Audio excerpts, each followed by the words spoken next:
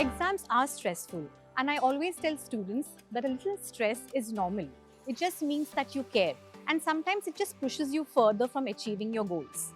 But the problem is when stress becomes a bit too overwhelming.